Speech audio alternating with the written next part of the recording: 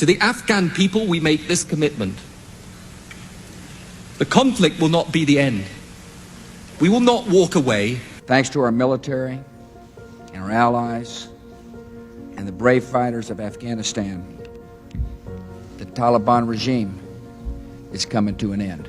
We've destroyed an enormous amount of the military infrastructure of the Taliban. The days of the Taliban are over. Yes, the Taliban have got time, but their game of waiting is a game that will not succeed. These Afghans searched for dead bodies after a US airstrike hit a wedding party. 35 civilians were killed and 38 injured.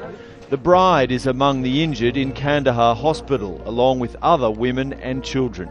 There was no question of us withdrawing our British troops. And as Commander-in-Chief, I have determined that it is in our vital national interest to send an additional 30,000 US troops to Afghanistan. A US operation in western Afghanistan killed some 90 civilians. The US at first denied that any civilians had been killed. I have two words for you: Predator drones. You will never see it coming. Listen to this 13-year-old Pakistani boy whose grandmother was killed in a drone strike. I no longer love blue skies. In fact, I now prefer gray skies.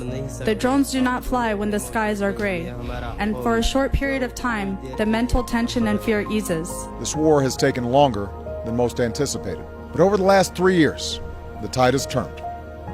We broke the Taliban's momentum. I think this country is a vast improvement on what we found in 2001, and I think our troops can leave with their heads held high over a job very well done. Nigeria and Afghanistan, possibly the two most corrupt countries. We will be deploying an additional 440 personnel to NATO's Resolute Support mission in Afghanistan. There's anger and confusion on this pine nut farm. The drone strike came when workers were resting after a day's work.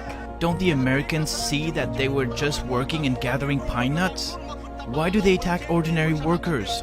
The Taliban wants to make a deal. There is no military path to victory for the Taliban. Your own intelligence community has assessed that the Afghan government will likely collapse. That's not true.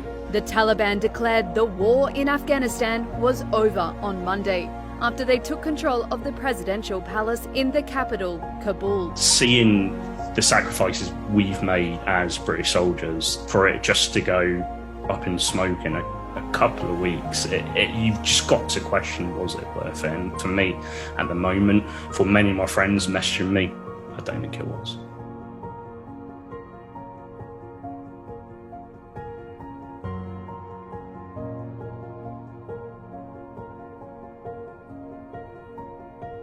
We are told we are fighting terrorists. The real terrorist was me, and the real terrorism is this occupation. Poor and working people in this country are sent to kill poor and working people in another country to make the rich richer. And without racism, soldiers would realize that they have more in common with the Iraqi people than they do with the billionaires who send us to war.